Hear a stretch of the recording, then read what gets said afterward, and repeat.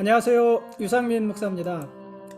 오늘은 모처럼 후배 목사님 몇 분과 점심 식사를 같이 했습니다. 고기를 먹고 싶어 하는 목사님도 있었고, 시원한 음식을 먹고 싶어 하는 목사님도 있었습니다.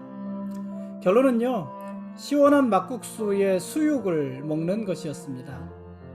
교회 근처에 있는 강릉 막국수집에 가서 각자 취향대로 비빔과 물로 나누어서 막국수 시키고 수육에 전병을 더해서 먹었습니다. 나름 아주 만족할 만한 식사였습니다. 식사 후에는요, 목사님 중에 한 분이 운영하는 카페에 가서 차 마시면서 잠시 수다 떨다가 돌아왔습니다. 목사님들이 모이면은요, 언제부턴가 제 선배 목사님들보다 후배 목사님들이 더 많습니다. 저를 예뻐해 주시는 목사님들보다 제가 예뻐해 주기를 기대하는 목사님들이 더 많습니다. 사주는 밥을 먹을 때보다 먹은 밥값을 내야 할 때가 더 많고, 차를 타더라도요, 제가 운전을 할 때보다 누가 운전해 주는 차를 탈 때가 더 많습니다. 굳이 제가 나이 드는 것을 생각하지 않아도 이렇게 주변에서 돌아가는 일들이 제 나이가 벌써 적지 않음을 말해주고 있습니다. 나이만 먹고 자리만 차지하면서 말만 많은 꼰대는 되지 말자고 생각을 하는데, 그게 생각한 대로 될 일은 아닙니다. 사실 따지고 보면은요, 제 나이가 아직 많은 것도 아닙니다. 아직 몸에 힘이 있고 어떤 일이든 해내고 싶은 의욕도 부족하지 않습니다. 나이도요, 이제 겨우 50 중반을 넘었을 뿐이니까 한창입니다. 그러니 지금부터 시작해도 무엇이든 할 수 있지 않겠습니까? 이런 자신감을 놓치지 않는 한 저는 아직도 청춘 아니겠습니까? 청춘을 굳이 청춘이라 하지 않는다 이런 말이 있기도 한데, 제가 제 입으로 청춘이라고 하니 저는 이미 청춘이 아닌 것이 분명하지만 그것도 상관없습니다. 하루하루 제가 할 수 있는 일 성실히 하면서 굳이 남들과 비교하지 않고 제게 주어진 시간을 잘 보내자는 게 지금 제 생각입니다. 오늘 말씀 보시겠습니다.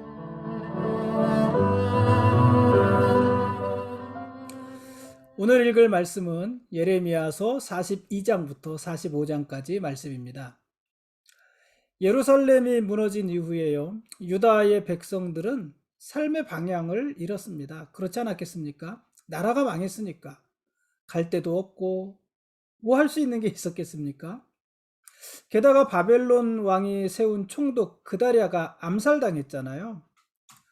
그러니 바벨론은 유다를 응징하려 하지 않았겠습니까? 어쨌든 상황이 이러자 유다의 백성들은 어찌할 바를 몰랐고, 그래서 예레미야 선지자를 찾아와서 하나님께 기도를 부탁합니다. 하나님이 무엇라 말씀하시는지 듣고 자기들에게도 말을 좀 해달라는 것입니다. 유다의 백성들은 하나님이 뭐라고 말씀하시든지, 좋게 말씀하시든지 나쁘게 말씀하시든지 자기들은 그 말씀에 순종하겠다고 약속했습니다. 그러나 결과적으로요, 유다 백성들은 하나님의 말씀에 순종하지 않았습니다. 하나님께서는 예레미야 선지자가 기도한 지 10일 만에 말씀을 주시는데, 유다 백성들에게 바벨론 왕을 두려워하지 말고 유다 땅에 눌러 앉아 살아라, 이렇게 말씀하십니다. 애굽의 도움을 기대하면서 애굽으로 내려가지 말라는 것입니다.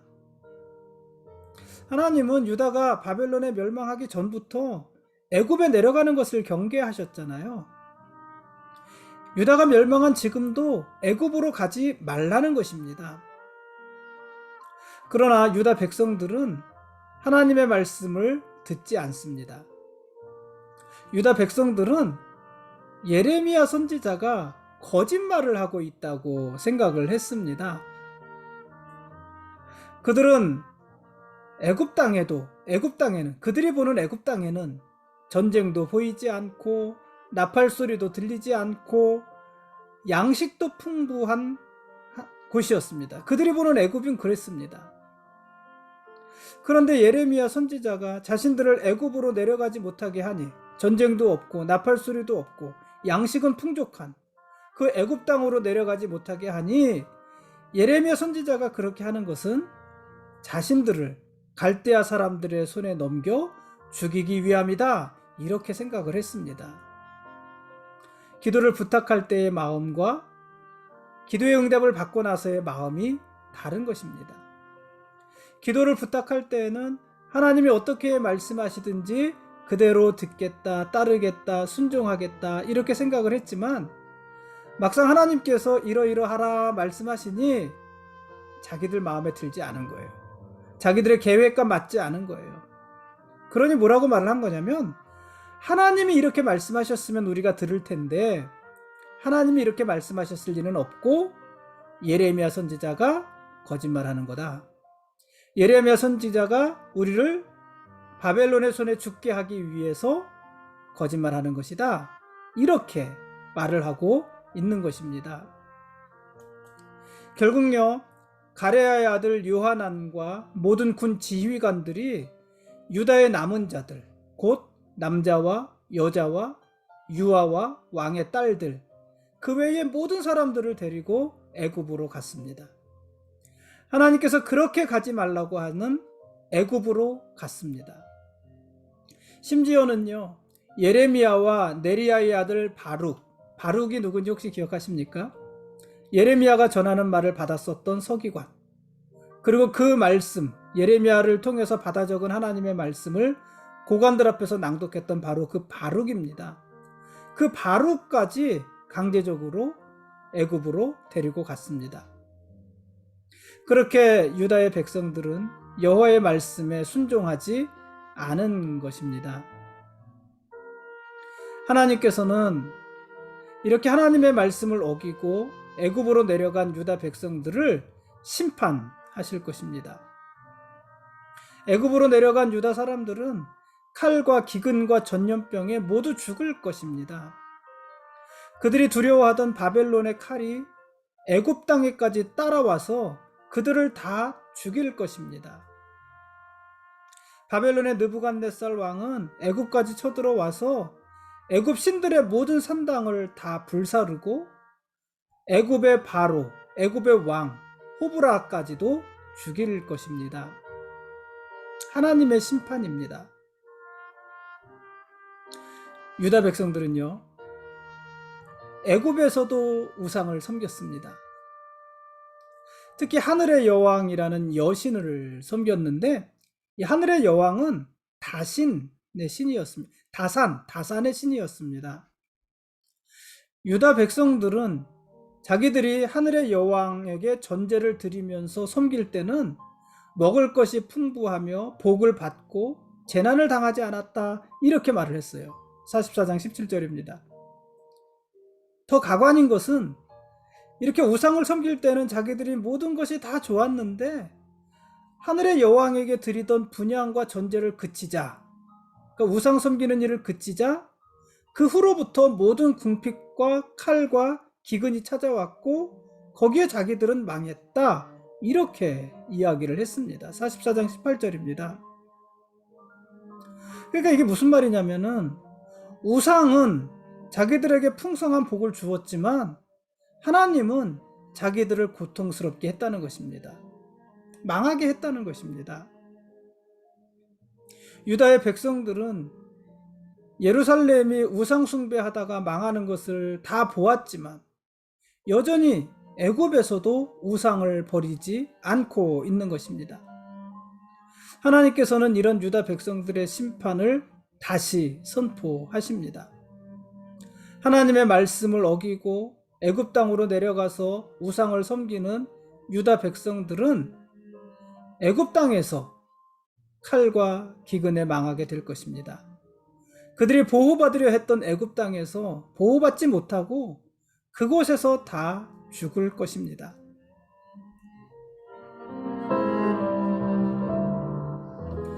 지금까지 예레미야서 42장부터 45장까지 말씀에 대한 길라잡이였습니다. 내일 읽을 말씀은 예레미야 46장부터 48장까지 말씀입니다. 유다가 멸망한 이유 중 하나가 우상숭배 아닙니까? 사실 우상숭배 속에 유다의 모든 죄가 다 들어있다, 이렇게 말을 해도 과하지 않습니다. 하나님은 선지자들을 통해서 유다의 죄에 대해서 끊임없이 지적하셨습니다만 유다는 그 죄에서 돌이키지 않았습니다. 하나님께서 유다의 멸망과 심판을 계속해서 경고하셨지만 그래도 유다는 돌이키지 않았습니다. 심지어 유다는 애굽 땅에서조차 우상을 섬겼습니다. 예레미야 선지자는 이런 유다 백성들에게 경고하면서 우상 숭배로부터 돌이킬 것을 이야기했지만 유다 백성들은 오히려 우상을 섬길 때가 더 좋았다, 하나님 믿다 우리는 망했다, 이렇게 응수했습니다. 유다 백성들은 끝까지 하나님을 경외하지 않았고 하나님의 말씀을 경시했습니다. 가볍게 여겼습니다. 함부로 대했습니다. 결국 하나님은 유다 백성들을 칼과 기근과 전염병으로 심판하십니다. 여러분, 유다가 망한 이유가 뭘까요? 이스라엘이 망한 이유가 뭘까요? 유다가 망한 것은, 유다가 하나님의 심판을 받은 것은 그들이 어쩌다 한번 지은 죄 때문이 아닙니다. 유다가 하나님의 심판을 받는 것은요, 그들이 하나님의 거듭된 경고와 설득에도 불구하고 지속적으로 죄를 지었기 때문입니다. 어쩌다 한번 죄를 지었기 때문에, 어쩌다 한번 큰 죄를 지었기 때문에, 그것 때문에 망하는 것이 아니라 하나님이 경고하시고 책망하시지만 그래도 지속적으로 계속해서 반복적으로 죄를 지었기 때문입니다. 당연히 유다 백성들은 자기들의 죄를 회개하지 않았습니다. 회개하지 않으니 그 죄의 길에서 돌이키지도 않았습니다. 그것이 그들이 심판받을 수밖에 없었던 이유인 것입니다. 여러분, 누구나 실수는 할 수 있지 않습니까? 누구나 크고 작은 죄를 지을 수 있는 것 아니겠습니까?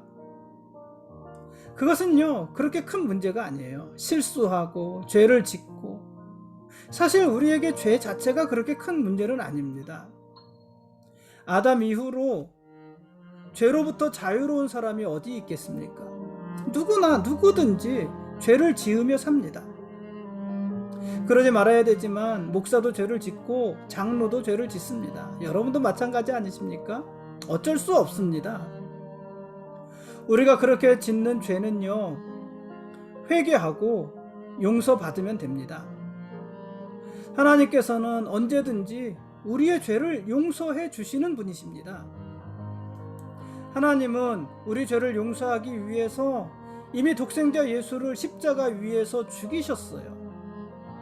그 일까지 하신 하나님께서 용서하지 못할 우리의 죄가 어디 있겠습니까?